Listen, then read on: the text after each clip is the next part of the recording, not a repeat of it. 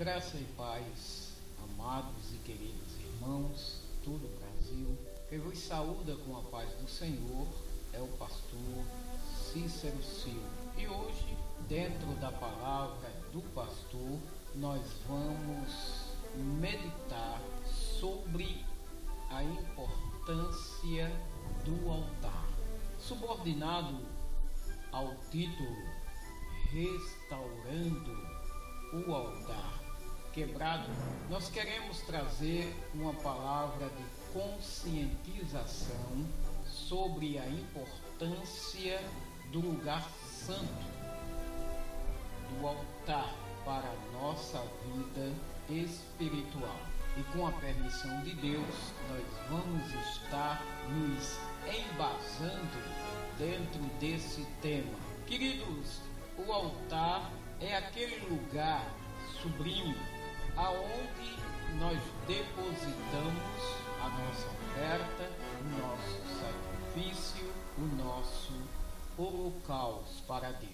Mas, como nós, o ministro da palavra de Deus, temos a obrigação de te ensinar, é verdade, é uma obrigação que nós temos em te ensinar a como caminhar e valorizar as coisas que são santas e que são separadas por Deus. A princípio, eu quero dizer para os amados que o altar não é um palco para shows e pirotecnias espetaculares, demonstração de técnicas humanas. O altar também não é um palanque para políticos terceirem as suas plataformas de governo e, em suma, o altar de Deus não é um lugar para ser usado para outra coisa a não ser adorar. O altar de Deus é santo e é um lugar de adoração e de adoradores. O Salmo 84, versículo 3 e 4, ele diz assim que até o pardal, aquela avezinha, encontrou casa e a andorinha, ninho para si, aonde põe seus filhos. Até mesmo nos teus altares, Senhor dos exércitos, Rei meu e Deus meu, o pardal encontrou casa, encontrou abrigo, encontrou segurança, e a andorinha também. O altar de Deus é um lugar que oferece segurança por causa da presença do Deus Todo-Poderoso que está sobre o altar. O salmista ainda diz: bem-aventurados, ou seja, felizes são aqueles que habitam em tua casa e te adoram, ou seja, te louvam continuamente, prestando um culto verdadeiro de adoração a ti, porque ali está o teu altar. Retornando à pré-história bíblica, nós encontramos o patriarca Noé, depois de ver a grande salvação que Deus, pela sua infinita misericórdia e amor, proporcionou para a sua família, e ter entendido o valor de Deus ter escolhido ele e ter presenciado a determinação de preservação da vida do homem na terra, feita pelo Deus Santo e Poderoso, ele ergueu o primeiro altar de adoração após o dilúvio, que lavou a corrupção da raça humana da terra. Abra a palavra de Deus no livro do Gênesis, livro do Gênesis, capítulo 8, e no versículo 20, aonde você vai encontrar Noé, o patriarca, edificando, ou seja, construindo um altar para Deus, porque ali está escrito o seguinte: e Noé edificou um altar ao Senhor, E tomou de todo o animal limpo e de toda a ave limpa e ofereceu um holocausto sobre o altar. Queridos, muitas vezes as coisas passam desapercebida ao nosso entendimento, mas eu quero falar para você que eu presenciei neste versículo, nesta ação de Noé, uma preocupação de Noé pela qualidade da oferta, ou seja, o que é que ele ia oferecer a Deus como sacrifício sobre o altar. O altar estava erguido, era necessário agora a consagração daquele altar. E essa consagração desse altar ia depender da qualidade da oferta que Noé, patriarca, iria oferecer a Deus sobre aquele altar. Não foi a quantidade que estava em xeque ali, mas sim a qualidade. Noé se preocupou de como seria a qualidade, o valor, a pureza, a santidade da oferta que ele iria oferecer sobre o altar na presença do Deus Santo, que o libertou e que lhe deu vitória e que conduziu ele e sua família à salvação daquela exterminação geral que Deus ordenou que viesse sobre a face da terra. Para Deus, nós não podemos oferecer qualquer coisa ou de qualquer maneira. Noé entendia isso. Ele entendia que Deus ofereceu a ele o melhor, ofereceu a arca para ele se salvar junto com a família. A oferta tinha que ser pura, ou seja, não podia haver nada que a desabonasse perante Deus. Mas também o motivo para que você está ofertando também tem que ser um motivo justo. Uma oferta pura, uma oferta sem mácula e um motivo justo. A oferta era para ser pura, ela não pode vir com segundas intenções ou com murmurações. Ela tem que vir limpa, pura, desejosa, um coração ardente querendo de alguma maneira agradar o seu Criador. Não é ofertar a Deus, não é uma troca de favores, é se sentir na obrigação de agradar aquele Deus. O motivo não pode ser um motivo banal, mas tem que ser um motivo justo. Noé, por exemplo, ele teve um motivo justo para erguer o altar da adoração e ofertar as suas dádivas ao Deus Altíssimo. Louvado e engrandecido é o nome de Deus. Você já parou para pensar qual é o motivo da tua oferta a Deus? Qual é o motivo do teu culto? Qual é o motivo do teu louvor? Qual é o motivo da tua adoração? Porque não se adora a Deus de uma maneira aleatória. Eu adoro a Deus porque Ele me salvou. Eu adoro a Deus porque Ele me curou. Eu adoro a Deus porque Ele me libertou. Eu sinto prazer em ofertar o meu melhor a Deus porque Ele é tudo para mim. Não é simplesmente uma troca de favores. Tem que haver um motivo justo. Noé teve esse motivo para adorar. Quando o nosso amado Mestre e Salvador do mundo nasceu, a notícia já havia se espalhado sobre o seu nascimento 700 anos antes de acontecer. E muitos já tinham ouvido falar de um menino que iria nascer de uma virgem, e que esse menino era o Messias, era o Salvador, era o Rei dos judeus, era o Rei dos reis.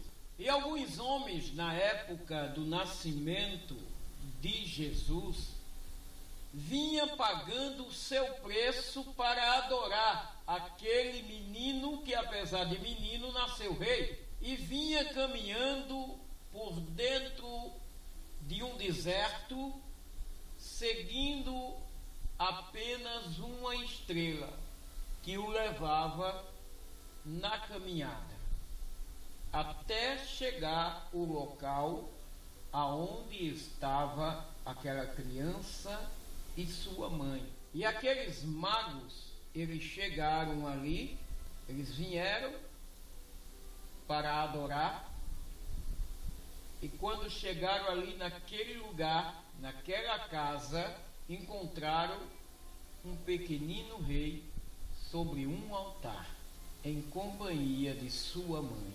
E lhe ofereceram dádivas, ou seja, presentes. Está registrado no Evangelho de Mateus, no capítulo 2, no versículo 11, onde está escrito que, entrando aqueles homens na casa, acharam o menino com Maria, sua mãe, e reconhecendo a realeza daquele menino, eles se prostraram e adoraram. E imediatamente abriram os seus tesouros, ou seja, as suas riquezas, e ofertaram-lhe presentes, dádivas, porque Deus é um Deus galardoador e presenteador. Ele gosta de dar presente, mas preste atenção, ele também gosta de receber presente. Todo pai que presenteia também ama receber presente dos seus filhos. E a Bíblia diz que aqueles homens começaram a tirar as suas dádivas. Um tirou ouro e deu de presente àquela criança. Outro pegou incenso, e não era um incenso inferior, era um incenso de qualidade, e ofertaram àquela criança.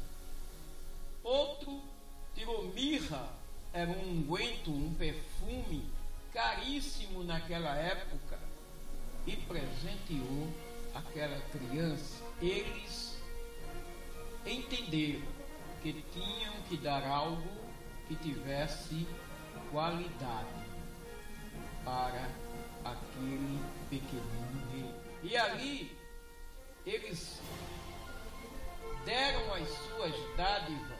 Não me pergunte qual foi a quantidade de ouro que eles deram àquela criança, ou quantas varetas ou caixas de incenso que ele ganhou, ou quantas caixas do perfume chamado mirra, porque eu quero dizer para você que diante do Rei dos Reis, não é a quantidade da tua oferta que vai fazer com que ele olhe para ti. O que vai fazer com que o Rei dos Reis olhe para ti é a qualidade da oferta que tu estás apresentando diante dele. Certa feita, ele e seus discípulos estavam observando o ofertório em uma sinagoga, e ele viu um homem chegar e depositar muitas moedas.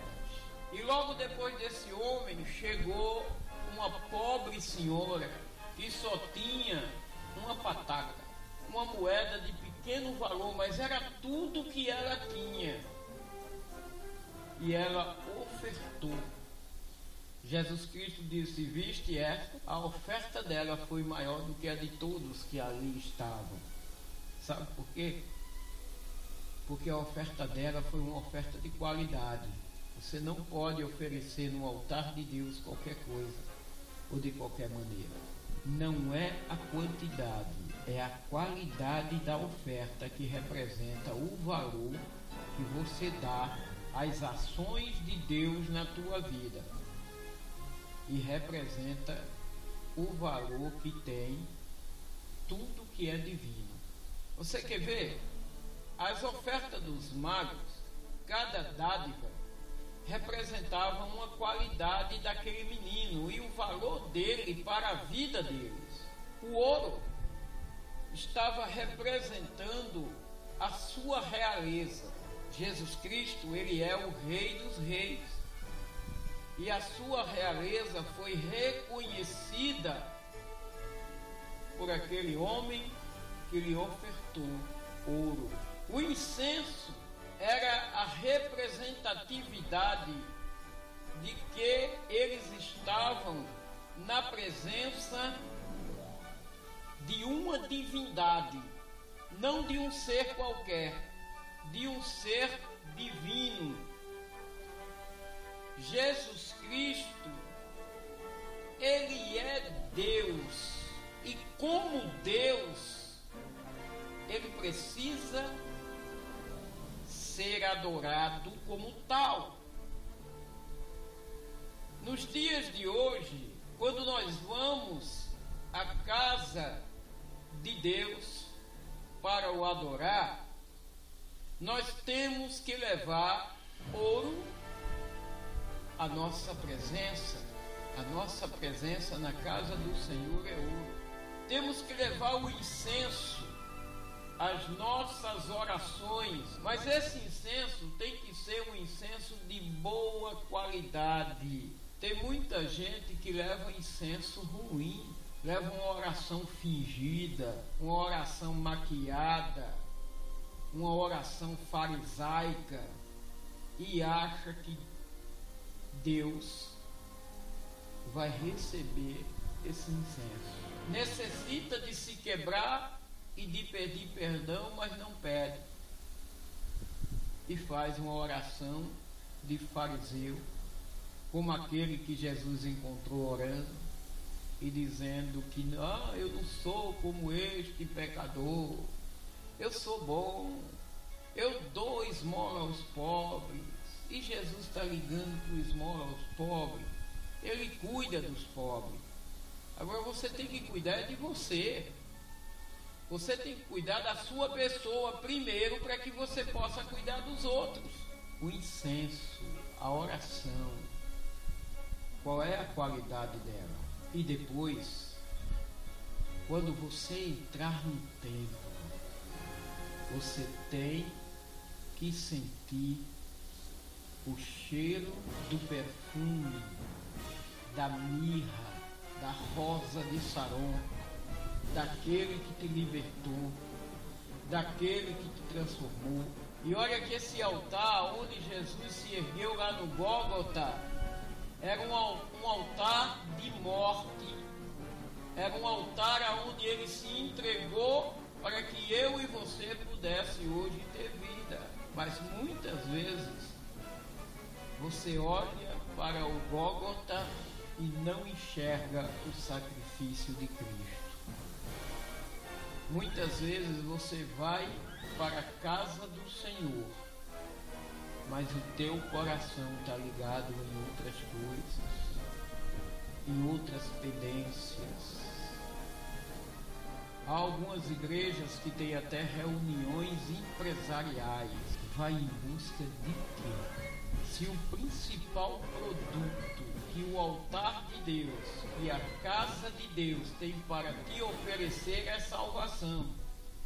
Se ninguém pregar sobre salvação, meu querido, eu vou te dizer, a coisa está errada.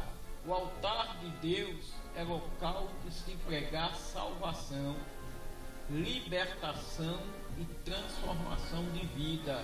As questões empresariais ficam para depois, no campo humano. Ainda por estes dias, eu e a minha esposa Marisa, nós estivemos em um congresso maravilhoso, cheio da presença de Deus, no estado de Pernambuco, ali na cidade de Itambé. E no final do culto, uma senhora procurou a minha esposa para dizer que enquanto ela estava louvando, ela sentiu um perfume adentrar por dentro das suas narinas, um perfume diferente. Você sabe qual era esse perfume? Era o perfume da rosa de Saron, que estava emanando dentro do templo, porque ali estava se prestando um verdadeiro culto de adoração, e toda a oferta que estava sendo colocada sobre aquele altar era uma oferta de qualidade, a qual chegou ao trono do Todo-Poderoso. E ele se fez presente e muito nos alegrou. Pela misericórdia de Deus, nós ministramos a palavra ali e uma jovem aceitou a Jesus. Isso tudo só acontece pela misericórdia dele, pela qualidade da oferta que se coloca sobre o altar. O altar para Deus tem que ser santo. Toda adoração sobre ele tem que ser verticalizada, ou seja, tem que ser a adoração na vertical, do altar para o trono da graça, do trono da graça para o altar e do altar para a igreja. Nada pode acontecer na horizontal. Tudo que é na horizontal está na estatura do homem, é feito para o homem. Existe muita adoração aí que é somente ponto de exaltação de homens, e o altar de Deus ele é erguido para se adorar a Deus.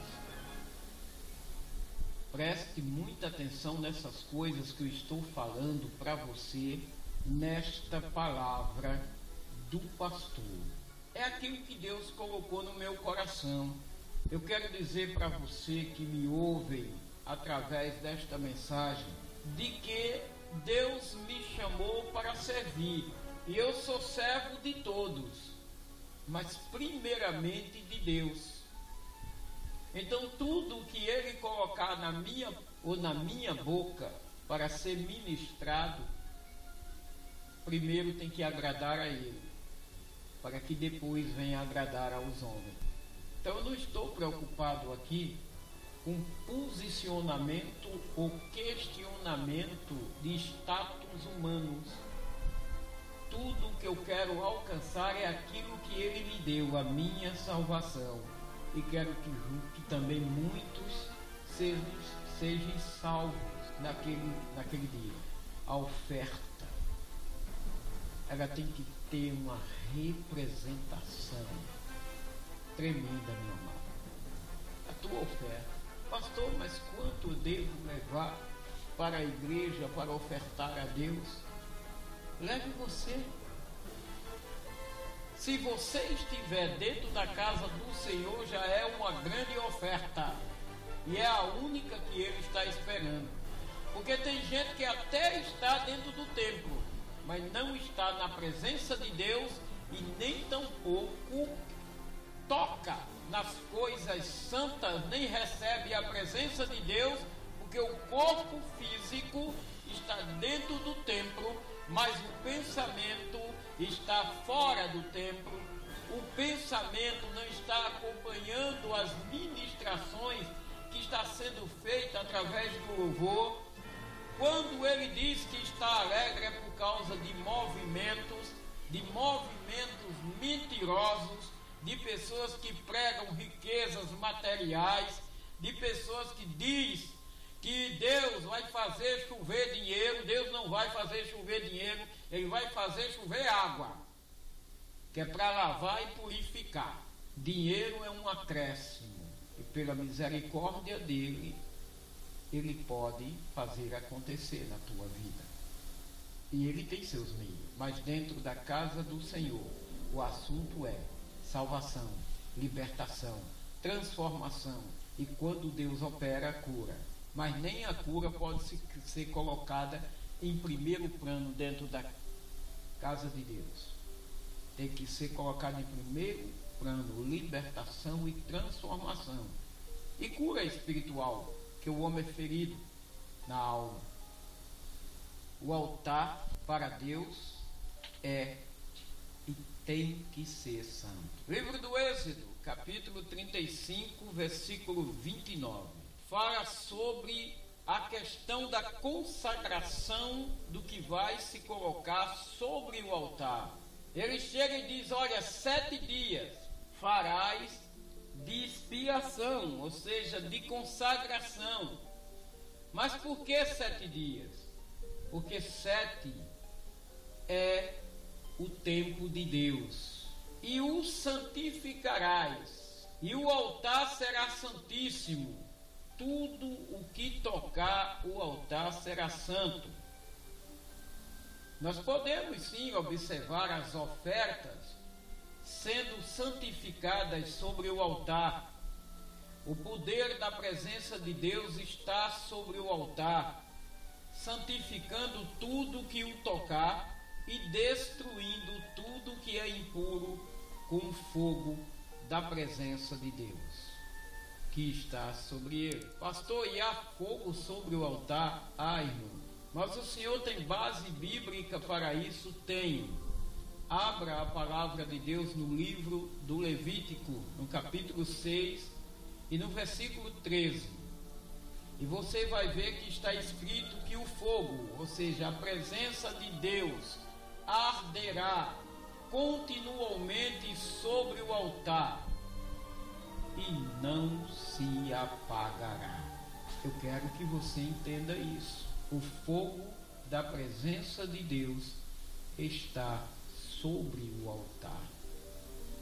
Mas infelizmente nós encontramos por aí muitos altares com rachaduras, altares quebrados, sem fogo, cheios de cinzas, com teias de aranha, que não oferece mais condição de oferecer uma adoração a Deus. Aquela adoração verticalizada nesse altar não pode acontecer por causa das rachaduras, por causa das cinzas, por causa das teias de aranhas.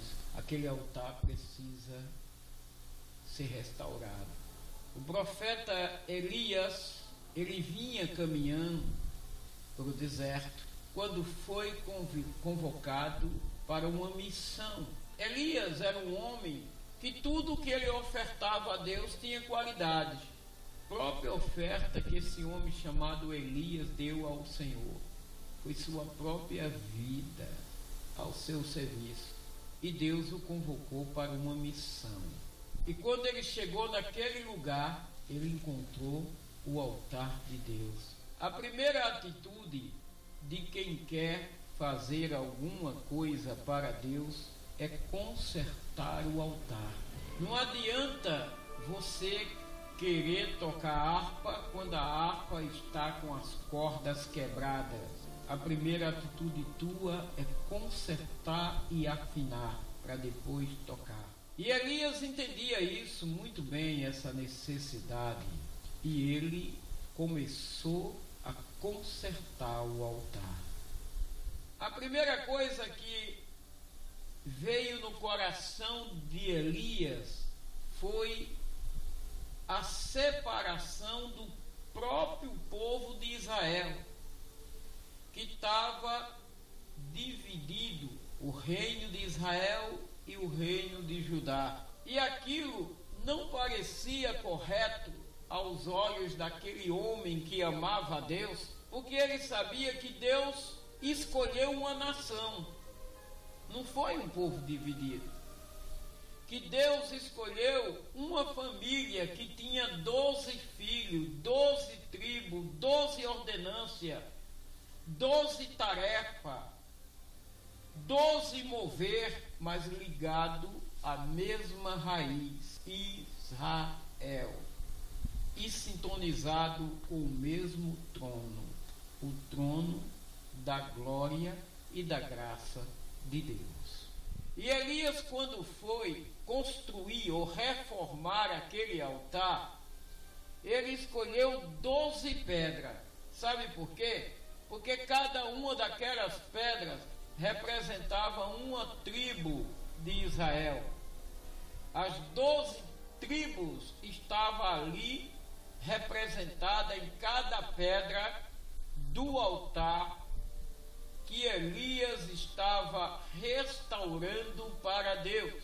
Depois de restaurado, depois de limpo toda a sujeira, depois de tirado as teias de aranha, depois de vedado as rachaduras, o altar estava pronto. Pastor, por que é que o povo de Israel se dividiu em dois? Por causa do pecado do rei Salomão, que foi um pecado de idolatria. Abra a Bíblia no primeiro livro dos Reis, no capítulo 11, no versículo de número 17. Vamos ler junto? Então edificou Salomão um altar a Quemosh, uma pequena pausa.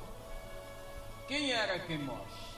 Quemosh era o Deus adorado pelo povo de Moabe, um povo que era amaldiçoado por Deus, era um povo que não agradava a Deus. A adoração a Quemosh era feita com sacrifício humano. Crianças era sacrificada a Quemosh, imolada naquele altar e depois lançada dentro da fornalha. Portanto, Quemosh era a abominação dos moabitas. E Salomão ergueu um altar a Quemosh. E ainda para piorar as coisas, Salomão, ele ergueu um altar a Moloque. Mas quem era Moloque? Moloque era o Deus adorado pelos amonitas. E Moloque era uma estátua feita de ferro, que na noite do culto de adoração a Moloque, ali se colocava bastante lenha dentro de Moloque, porque Moloque ele era oco e tinha um buraco muito grande ali com uma fornalha, que aquecia a chapa de ferro da qual ele era feito, e ela se acendia na noite, ficava aquele monstro de ferro aceso, iluminando e incandescente. E Moloque tinha as mãos em posição de receber, e ali era pegado uma moça virgem ou uma criança recém-nascida e colocada nas mãos de Moloque, e essa pessoa queimava, e o povo ficava ouvindo os gritos e ficava pulando, se cortando e adorando aquela abominação. Essa era a adoração dos amonitas. E Salomão implantou este culto de adoração em meio ao povo de Deus. Só aqui nós vemos duas abominações, Quemosh e Moloque, e as duas terríveis perante a face do Deus de Israel. Elias, lá no Monte Carmelo, ele estava enfrentando outra abominação, que era Baal Zebu, ou Baal das moscas, que foi implantada essa adoração por Jezabel, mulher do rei Acabe, o rei mais truculento que que passou por Israel e era dominado por Jezabel, que era uma mulher que adulterava todos os preceitos da lei de Deus. E na hora de Elias consertar o altar, espiritualmente, ele uniu novamente Israel e colocou 12 pedras, como já havia falado, representando as 12 tribos de Israel. Mas, pastor, isso quer nos ensinar o quê? Amados, isto quer nos ensinar que Deus, ele não opera aonde acontece a divisão. Deus, ele opera na união, na unificação, em torno de um único e verdadeiro Deus. Onde há esta unificação em torno do único e verdadeiro Deus, vai haver a operação de Deus. Deus não é Deus de contenda, ele é Deus de paz. Deus não é Deus de separação, ele é Deus de união. Então, queridos, que esta palavra seja aplicada ao teu coração e que você venha apresentar a Deus ofertas dignas de louvor sobre um altar santo. E agora, no final desta meditação, eu venho fazer uma pergunta para você. Mas essa pergunta você vai responder ao Deus de Israel, fazendo um exame introspectivo a você mesmo. E a pergunta é essa: parece que está tudo errado, parece que não vai dar certo.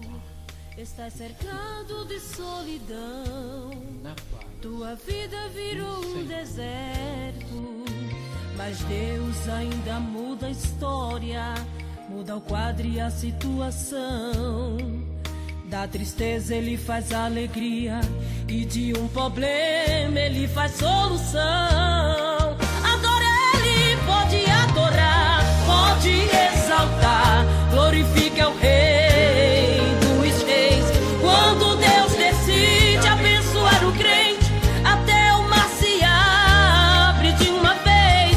Não importa o problema, a situação, o milagre vai acontecer. Deus se levantou do trono pra te socorrer.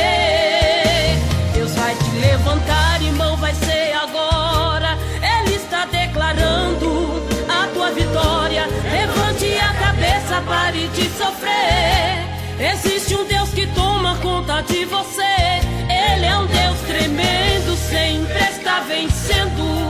O milagre vai acontecer. Deus se levantou do trono pra te socorrer.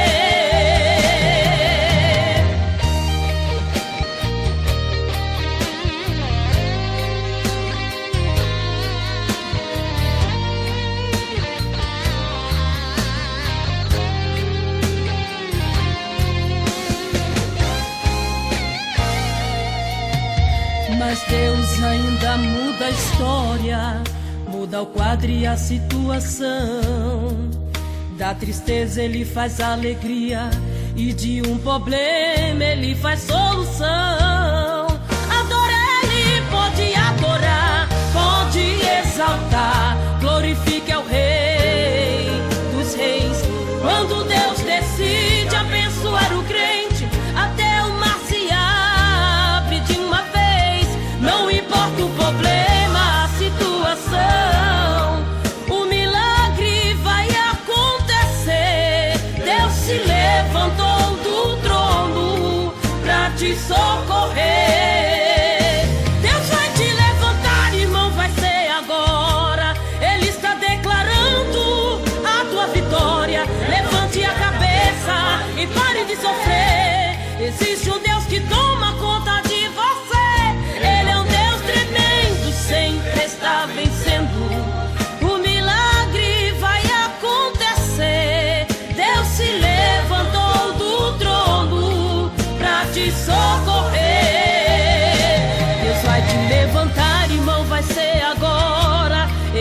declarando a tua vitória. Levante a cabeça e pare de sofrer. Existe um Deus que toma conta de você. Ele é um Deus tremendo.